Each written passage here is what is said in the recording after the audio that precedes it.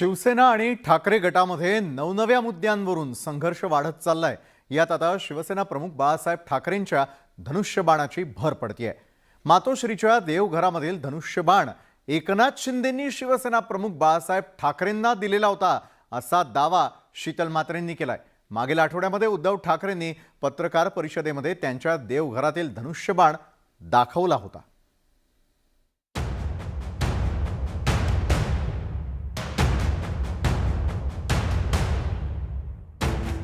उद्धव ठाकरेंनी पत्रकार परिषदेमध्ये दाखवलेल्या धनुष्यबाणावर शिवसेनेच्या प्रवक्त्या शीतल म्हात्रे यांनी दावा केलाय।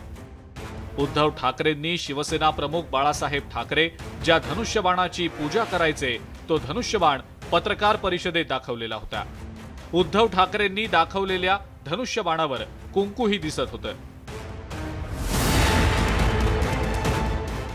उद्धव ठाकरे काळजी करण्यासारखं काहीही नाही असं म्हणत जरी असले तरी आता त्यांची काळजी वाढली आहे, कारण शिवसेना प्रमुख बाळासाहेब ठाकरेंना एकनाथ शिंदे यांनीच धनुष्यबाण दिलेला होता आणि त्याचीच पूजा बाळासाहेब ठाकरे करत होते अशी माहिती शीतल म्हात्रेंनी दिली आहे। शीतल म्हात्रे यांच्या या दाव्यावर ठाकरे गटानं जळजळीत प्रतिक्रिया दिली आहे।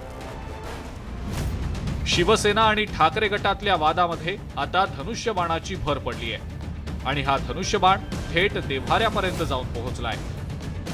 त्यामुळे आता या वादामध्ये कोण खरं आणि कोण खोटं हे फक्त देवालाच माहिती। Bureau report, news 18 Lokmat.